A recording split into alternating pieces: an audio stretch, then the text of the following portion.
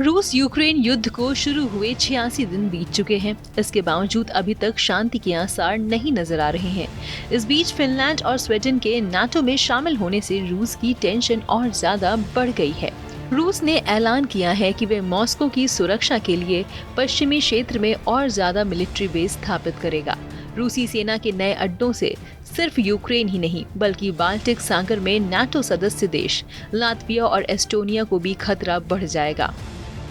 रूस ने यूक्रेन के ऊपर हमला भी नाटो के इसी विस्तारवादी रवैये के कारण किया था।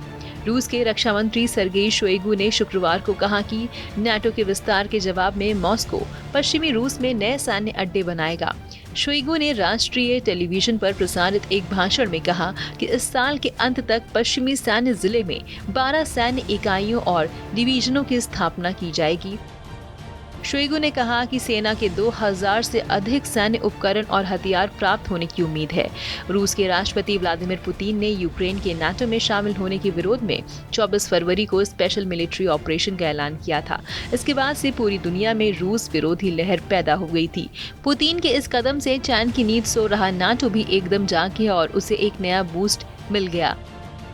रूस के सैन्य अभियान ने स्वीडन और फिनलैंड को इतना डरा दिया कि दशकों के सैन्य गुटनिरपेक्षता का हवाला देते हुए ये दोनों देश अचानक नाटो में शामिल होने की कोशिश करने लगे। नाटो में 30 देश शामिल हैं, जिसमें से अमेरिका, ब्रिटेन, फ्रांस, कनाडा और जर्मनी ही एक्टिव दिखाई देते हैं। कुछ मामलों में बेल्जियम और स्वीडन को भी नाटो की सहायता में मिशन को अंजाम देते हुए देखा गया है। इसके अतिरिक्त बाकी के देश इन सक्रिय देशों की सैन्य मदद पर भी पूरी तरह से निर्भर हैं।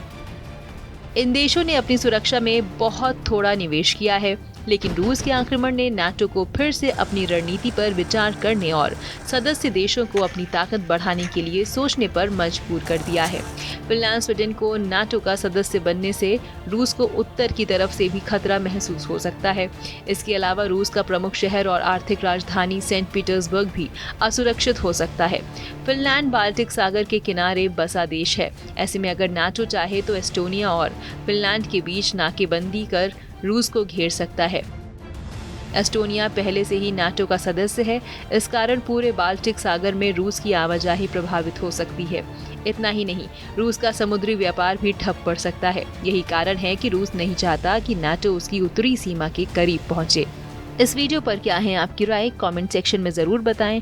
देश विदेश की तमाम बड़ी खबरों से जुड़े रहने के लिए आप सब्सक्राइब करें हमारा YouTube चैनल TV9 डिजिटल।